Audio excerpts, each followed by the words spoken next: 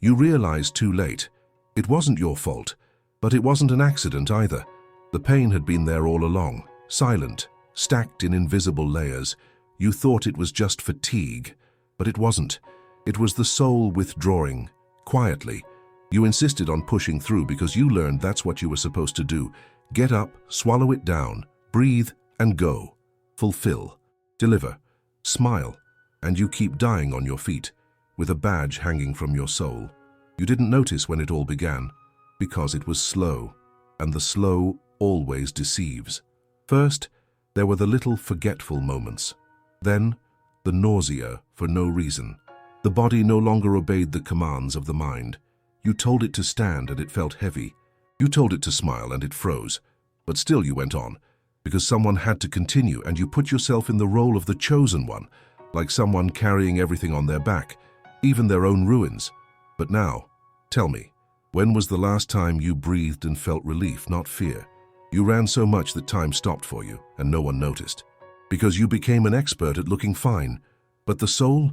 It was never a good actress. It screamed in the middle of the night. It woke you up with thoughts that didn't make sense, or made too much sense. And the body? The body just obeys. First it whispers, then it bleeds until one day it simply refuses, and it was there in that company restroom. Or that morning when you couldn't even get out of bed, or that panic attack disguised as I didn't sleep well.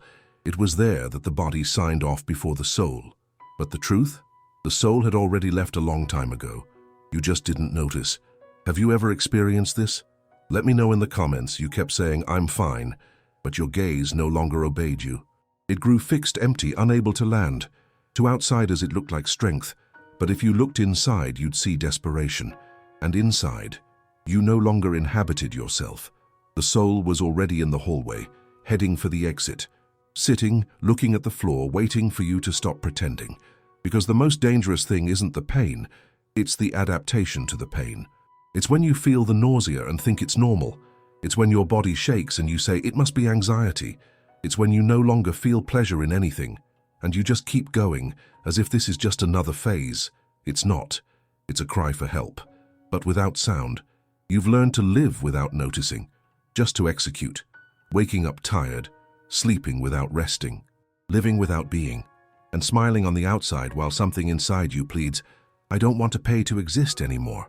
That's when the soul handed in its resignation.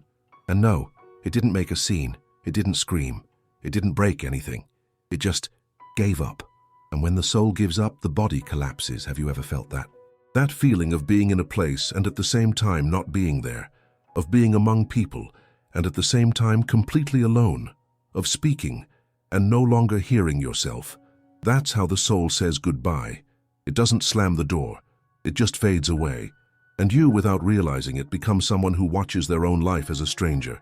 You smile in the meeting, but you feel like crying in the bathroom.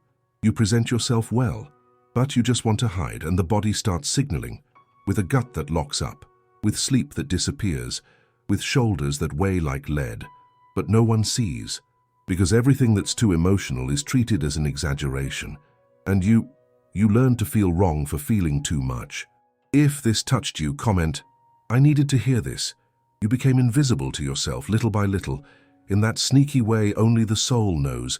You started giving up on dreams, then on plans, then on simple desires. You no longer wanted to go out, not to see people, not to talk, not to respond, not to explain yourself. And then the worst started. You began to not want to exist anymore. Not that you wanted to die, but you no longer saw the point in living that way. It was merely surviving. It was just maintaining a functioning body, while the soul remained absent. This absence hurts more than any physical injury, because there's no remedy. There are no tests to prove it. There's no diagnosis that respects it. You just say, "I'm tired," and you hear, "Yeah, but everyone is."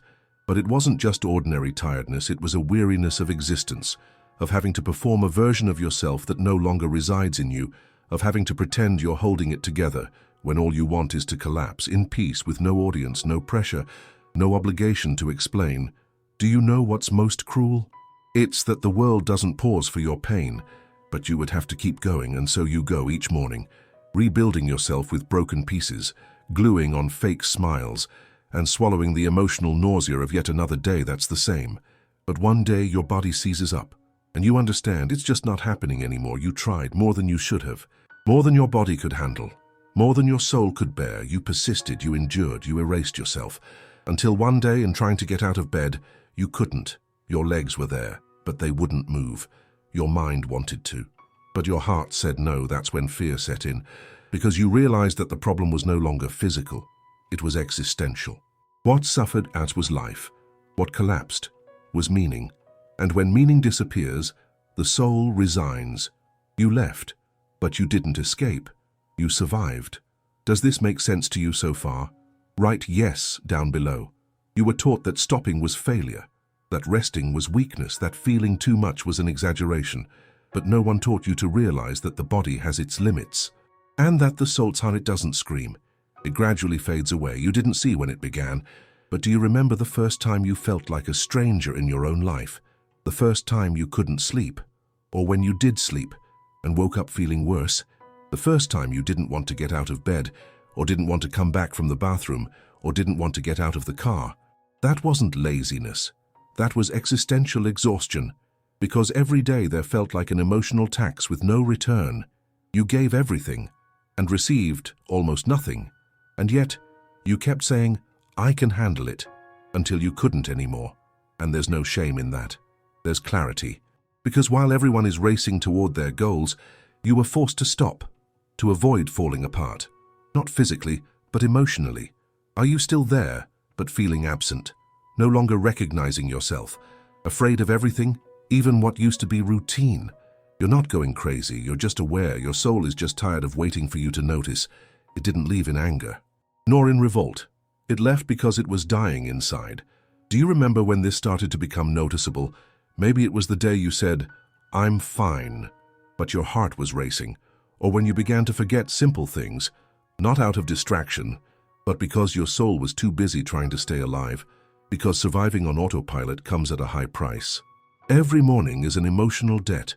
Every forced smile is a callous on your soul, and you paid this price for much longer than you should have, without complaining, without questioning, without stopping. But the soul stopped, and it didn't go far. It just hid itself, in a part of you where no one sees, where only silence enters. This is the place that medicine calls disorder, but it's actually a kind of mourning.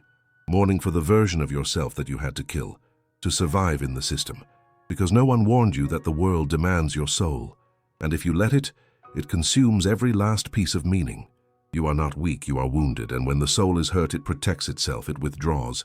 It shuts itself in a dark room and waits for you to finally listen. Have you stopped to realize how many years your soul has been waiting for you to say, "Enough"? For you to look in the mirror and say, "This is no longer life, this is punishment." But you said, "It's just a phase. It will get better later. That's just how it is. I can't stop now." And in this "I can't stop now" you began to wither away, slowly, socially functional, spiritually absent. The soul then lay down in the dark and started to turn off internal lights. The first one was joy, then hope, then motivation, then desire, then faith. And one day, everything went dark. Have you ever felt this way? Comment, "I've been there." In this darkness, everything echoes, and every voice you hear comes from within. You're going crazy. You're no good at anything. You'll never get out of this. You're a burden. You should be happy. Look at all you have. These are phrases that aren't yours, but you've learned to repeat them. And when the soul hides, the mind becomes the only sound available. And the mind, when not cared for, becomes an enemy. It accuses, compares, demands. It turns into a boss, a tormentor, and a collector all at once. You try to think of good things, but the mind pulls you into the mud. You try to react, but every attempt seems swallowed by an invisible weight. It's the soul saying, "I'll only return if it's safe, if it's real, if it's to truly live." But what does it mean to truly live when all you've been taught is to endure? You start to realize that enduring and living aren't the same thing. That waking up early and being productive doesn't mean you're okay. That making money and gaining recognition doesn't mean you're whole. That being surrounded by people doesn't mean you're not alone. And then the emptiness comes, the kind that no one sees, but that you feel first thing in the morning when you open your eyes and wish the day was over before it even started. that emptiness that knots in your throat, that paralyzes plans, that makes you cry for no reason, or for too many reasons. That emptiness isn't trivial, it's not drama, it's the absence of the soul. If this has happened to you, comment, "I needed to hear this." You think the body was weak, but it was wise. It froze before it was too late. It knew that if you didn't stop, you wouldn't survive yourself. The soul resigned because you no longer recognized the value of your own existence. You started to exist as a function, as a number, as an employee, as a relative, as a servant of expectations, but you forgot to be with you. By the way, who are you now? Have you looked in the mirror and realized you no longer recognize who you see? This strangeness, this feeling of not knowing where you begin and end, it comes from the loss of the soul along the way, because the soul is what sustains real identity, not what others expect. But what resonates quietly when you do something with love, the one that cries with emotion when you find peace, the one that shivers at a truth. But how long has it been since you felt truth? Everything has turned into obligation, goal, routine, performance, and you've become a machine. But machines don't cry. Machines don't feel. Machines don't have existential nausea. You do. So, you weren't born to be a machine. You were born to perceive, to reach within, to feel what no one else feels, to create a life that makes sense inside, not just on the outside. But this life, you're going to need to rebuild from scratch. The soul doesn't return to a body that still insists on betraying its essence. If this text makes sense, share it with someone who needs to reflect on this. You need to know this now. It's not the end. What you're living through is a journey. It's a curve of the soul, a sacred fall, a mourning for everything you were forced to be, and mourning hurts. Mourning confuses. Mourning wears you out. But mourning also cleanses, dismantles, and reveals, because behind the collapse is a soul in reconstruction, silent, but alive. You may not have noticed, but little by little, it starts to send signals, not like before, not with the same frequency, but with more clarity. Sometimes it's in a song that plays out of nowhere, in a phrase someone tells you, in a text like this one, in a tear without a reason. These are small messages saying, "I'm still here, waiting for you to see me again, waiting for you to stop being so hard on yourself, so you can listen to me, waiting for you to let go of what has hurt you, so you can live what heals you. But for that, you need to have courage. Courage to stop, courage to say no, courage to ask for help, courage to let go of appearing strong, to become whole. And above all, courage to recognize that the soul didn't resign out of weakness, but out of clarity."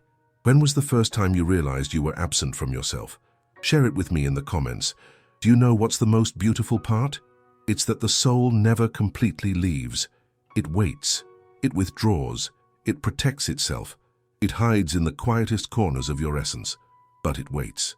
It waits for the day you come back inside and say, "I'm here, and I'm going to take care of myself." Not to please others, but because I no longer accept living if it's not with truth. I no longer accept paying to exist.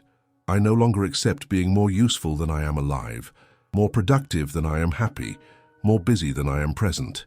Because being present is all the soul wants, to be an inhabited body, to look with light, to smile with truth, to live with meaning. But this path is not immediate. It's intimate, it's slow, it's spiritual, it's a call back home, back inside, and you're already hearing this call. If not, you wouldn't be reading this far. You don't need to go back to who you were, you need to return to who you were before you got lost, trying to please the world. The soul doesn't want goals, it wants meaning. It doesn't return to where it was used. It doesn't inhabit where there's no truth. And now you realize it's not what you do, it's how you feel while doing. That it's not what you show, it's what you silence. That it's not what others see, it's what you've stopped noticing about yourself. You didn't escape. You saved yourself. Now, it's time to rebuild without haste, without performance, without lying to yourself. You don't need to prove yourself. You need to allow yourself. The soul only returns when it recognizes there is space, space to rest, to breathe, to exist with emotional dignity. So if you've made it this far, don't rush anymore.